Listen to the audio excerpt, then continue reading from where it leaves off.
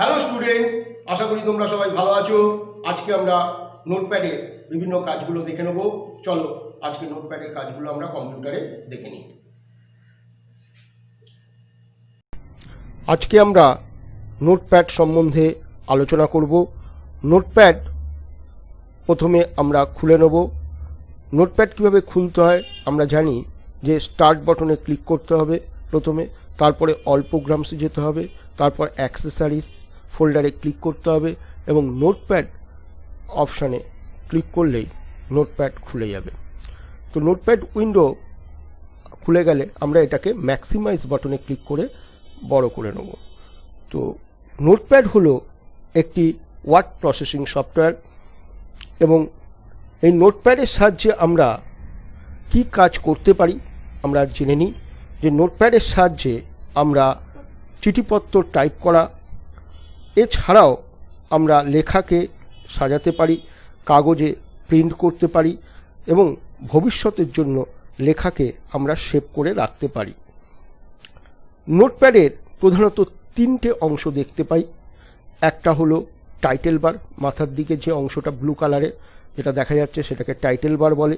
Title বারের নিচে থাকে মেনু বার এবং এই যে ফাঁকা জায়গা, যেখানে এই সাদা মতন অংশ যেখানে আমরা টাইপ করতে পারি তাকে বলা হয় ডকুমেন্ট এরিয়া। তো আমরা এইখানে সাধারণত যে কোনো কিছু টেক্সট লিখতে পারি। তো প্রথমে আমরা কিছু টেক্সট আমরা এখানে লিখে নেব এবং এখান থেকে আজকে আমরা কিছু আলোচনা করব, যেরকমভাবে ছোট ছোট প্রশ্ন নিয়ে। যেমন আমরা এখানে একটু কিছু টাইপ করে নিই এবং টাইপ করার সময় দেখো, the quick brown fox jumps over the lazy dog. দেখো এখানে আমরা লিখলাম। তো এরকমভাবে আমরা পরপর টাইপ করে নিতে পারি। The quick brown fox jumps over the lazy dog. আবার দি কুইক,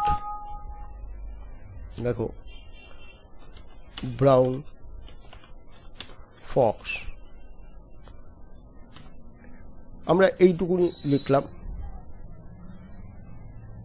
এইটুকু লেখার পর আমরা এটাকে একটু সাইজটাকে বড় করে নেব।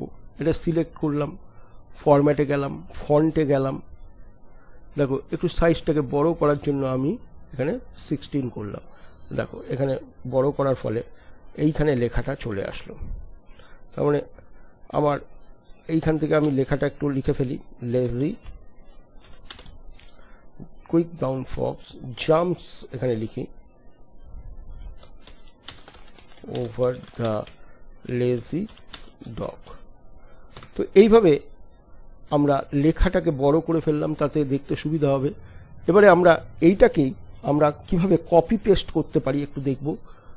যে এডিটে গিয়ে কপি, এই লেখাটাই আরেকবার লিখতে গেলে আমাকে আবার টাইপ করতে হবে, আমার টাইপ করার কোনো প্রয়োজন নেই। আমি এটাকে কপি করে নিলাম, কপি করে এডিটে গিয়ে পেস্ট করলে দেখো আবার লেখাটা পেস্ট হয়ে যাবে। তো এইভাবে আমরা লেখাটাকে ক্রমাগত এডিট কপি করাই আছে, শুধু আমরা পেস্ট করলে দেখো লেখাটা পরপর একটা লেখাটা প্রতিলিপি তৈরি হয়ে যাচ্ছে। দেখো আমি লেখাটা খালি বারবার করে আমরা এডিট থেকে পেস্ট, অথবা আমি যদি এডিটে না গিয়ে আমি CTRL V দিই, দেখো আমার প্রতিবার CTRL V দিলে পেস্ট হয়ে যাচ্ছে। অর্থাৎ লেখাটা এরকমভাবে আমি পুরো টোটাল পেজ জুড়ে লিখতে আমার খুব কম সময় লাগছে। তার কারণে আমরা লিখছি না, আমরা খালি পেস্ট করে যাচ্ছি। পেস্ট মানে CTRL V আমরা দিয়ে যাচ্ছি। দেখো এটা একটা শর্টকাট কি। তো আমরা এডিটে গিয়ে পেস্ট করার জন্য যে অপশানটা আমরা ক্লিক করছিলাম সেটা না করে আমি CTRL+V দিলাম, আমার পেস্ট হয়ে যাচ্ছে। তো এইভাবে আমি কপি পেস্ট করে ফেলতে পারি। অর্থাৎ একটা লেখাকে আমি বারবার না লিখে, মানে আমরা টাইপ না করে, আমরা এটাকে পেস্টের মাধ্যমে আমরা এই লেখাটাকে বারবার করে নিতে পারি। তো এমএস নোটপ্যাড উইন্ডো তৈরি করার জন্য কটা অংশ থাকে আমি একটু আগেই বললাম। এমএস নোটপ্যাডে 3টে অংশ থাকে, একটা টাইটেল বার, একটা মেনু বার, এখানে যে মেনু বার আছে, আর এটা হচ্ছে ডকুমেন্ট এরিয়া, অর্থাৎ যে ফাঁকা জায়গা বা সাদা অংশ যেখানে আমরা টাইপ করতে পারি, অর্থাৎ যে কোনো লেখা লিখতে পারি, তাকেই বলা হয় ডকুমেন্ট এরিয়া। তো এবারে এরকম আমরা ছোট ছোট প্রশ্ন আজকে এই নিয়ে আলোচনা করব। নোটপ্যাডের কোন অংশে টাইপ করা হয়, তাহলে আমরা এখান থেকে উত্তর পেয়ে গেলাম যে আমরা এই সাদা যে অংশটা, একে কি বললাম, ডকুমেন্ট এরিয়া।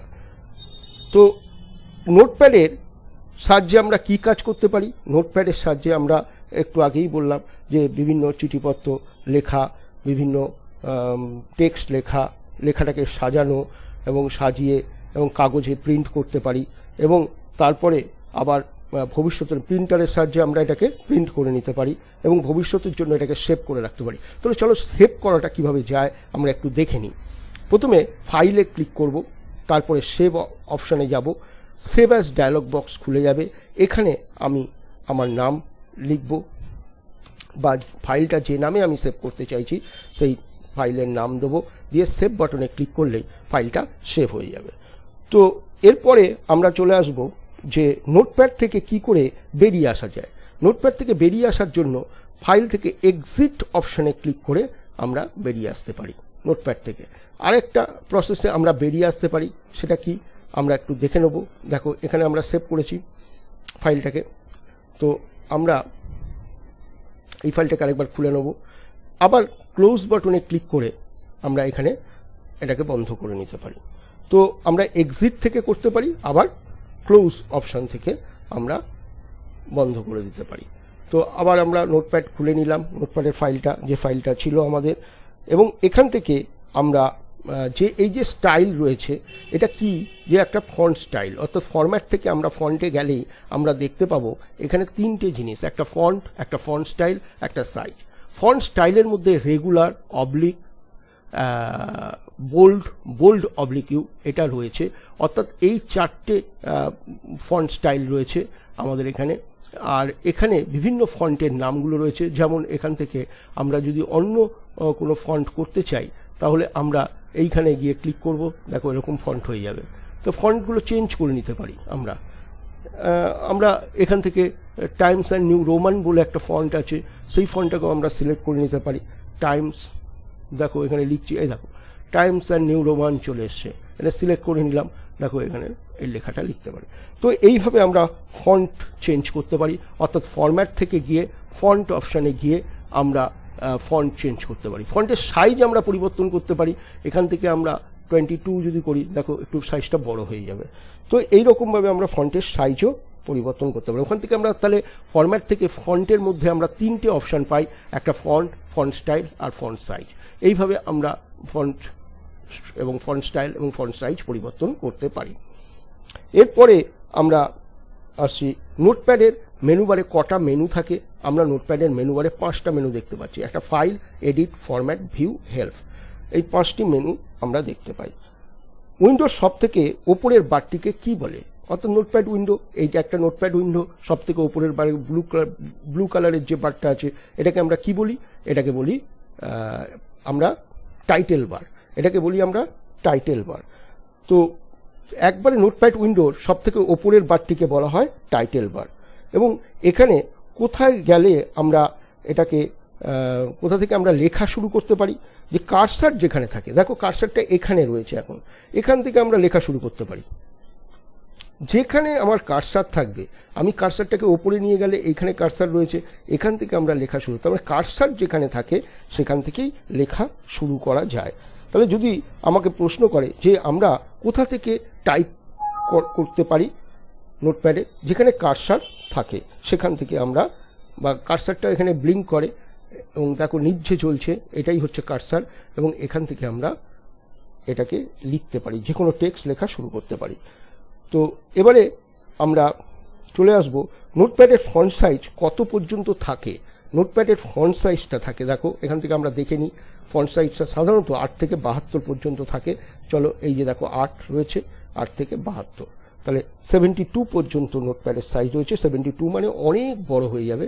দেখো এটা অনেক বড় হয়ে গেল। তো এরকমভাবে আমরা ফন্টের সাইজ যেটা সেটা হচ্ছে আমরা পাই 8 থেকে 72। আবার 8 করলে ছোট্ট হয়ে যাবে, প্রচুর ছোট হয়ে গেল, তো একবারে মাইক্রো হয়ে গেল। তো এরকমভাবে আমরা মোটামুটি মিডিয়াম একটা সাইজ আমরা 20 এটা রাখছি। তো এই হলো মোটামুটি নোটপ্যাডের বিভিন্ন ছোট ছোট প্রশ্নগুলো আমরা আলোচনা করছি। নোটপ্যাড মেনুবার বলতে কি বোঝায়? মেনুবার হচ্ছে টাইটেল বারের ঠিক নিচে যে বারটা দেখা যায়, অর্থাৎ টাইটেল বারের নিচে যে বারটা, অর্থাৎ এইমাত্র বললাম এডিট, যেখানে file, edit, format, view, help এই অপশানগুলো থাকে, তাকেই বলা হয় কি মেনুবার। মেনুবারে যদি প্রশ্ন করে মেনুবারে কটা মেনু থাকে, তা আমরা বলতে পারবো যে মেনুবারে 5টা মেনু থাকে। কি কি? File, edit, format, view, help. তো এইভাবে আমরা এই পড়াগুলোকে তৈরি করে ফেলবো। আমি এটাকে ক্লোজ বটনে গিয়ে ক্লিক করছি, অর্থাৎ এটাকে নোটপ্যাডটাকে বন্ধ করলাম। আমি এটা সেভ করতে চাইছি না, যেহেতু আমার সেভ করা আছে, তাই আমরা ডোন্ট সেভ করলাম। আশা করি আজকের আলোচ্য বিষয়বস্তু তোমরা বুঝতে পারলে। ধন্যবাদ।